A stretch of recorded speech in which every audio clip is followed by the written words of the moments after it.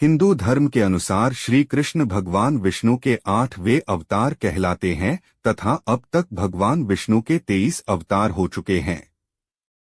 जब जब इस पृथ्वी पर असुरों का आतंक बढ़ा है तथा अधर्म व्याप्त हुआ है, तब तब भगवान विष्णु ने किसी न किसी अवतार में अवतरित होकर इस पृथ्वी का उद्धार किया है।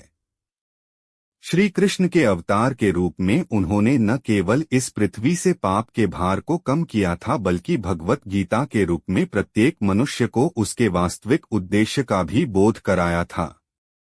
प्रेम के साक्षात मूर्त भगवान कृष्ण ने जीवन के अलग अलग पहलुओं को बड़ी ही सहजता के साथ समाज के सामने रखा। अपने प्रिय मित्र सुदामा को मुक्ति दिलाने से लेकर महाभारत के युद्ध में अर्जुन को उनके दायित्वों का बोध कराने तक श्री कृष्ण हर जगह हर समय उपस्थित रहे। अपने बालपन में भगवान श्री कृष्ण ने अपने मित्र गोपालों और गोपियों के साथ अनेक शरारत करी एवं लीलाएं रची।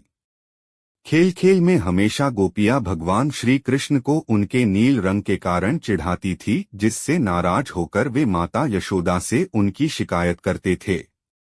परंतु क्या आप जानते हैं भगवान श्री कृष्ण को नीला रंग कैसे प्राप्त हुआ और क्यों उन्हें उनकी मूर्तियों एवं तस्वीरों में नीले शरीर के साथ दिखाया जाता है?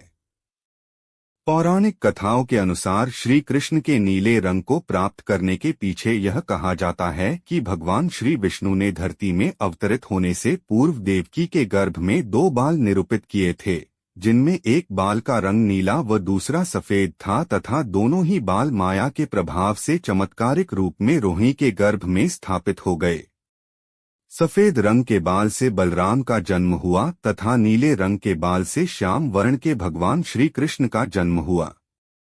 शास्त्रों के अनुसार श्री कृष्ण के नीले रंग के पीछे यह भी मान्यता है कि प्रकृति द्वारा उसकी अधिकतर रचना नीले रंग की है, जैसे सागर तथा आकाश, व इन सभी में धैर्य, साहस, समर्पण, त्याग व शीतलता जैसी भावनाएं देखी जा सकती है। भगवान श्री कृष्ण भी इन्हीं सर्वगुणों से संपन्न शांत और सहज स्वभाव के थे। ब्रह्म संहिता में भगवान श्री कृष्ण को नीले बदलों के साथ छमछमाते हुए कहा गया है। वही अन्य मान्यताओं के अनुसार भगवान श्री कृष्ण का नीला रंग उनके मामा कंस द्वारा भेजी गई राक्षसी पूतना के विषपान से हुआ है। एक कथा के अनुसार भगवान श्री कृष्ण एक दिन अपने बड़े भाई बलराम और मित्रों के साथ गेंद से खेल रहे थे, तभी कृष्ण के द्वारा वह गेंद यमुना नदी में जा गिरी। उस गेंद को नदी से निकालने के लिए कृष्ण ने यमुना नदी में छलांग लगा दी। यमुना नदी के अंदर कालिया नाग रहता था तथा वह इतना विषैला था कि उसके प्रभाव से पूरे यमुना नदी का जल काला हो गया था। जब भगवान श्री कृष्ण गेंद लेकर यमुना नदी के ऊपर आ रहे थे तो बीच में ही कालिया नाग ने उन्हें देखकर उन पर हमला कर दिया। कालिया नाग को युद्ध में परास्त कर भगवान श्री कृष्ण गेंद तो वापस ले आए, परंतु कालिया नाग के विष के प्रभाव के कारण उनके शरीर का रंग नीला हो गया।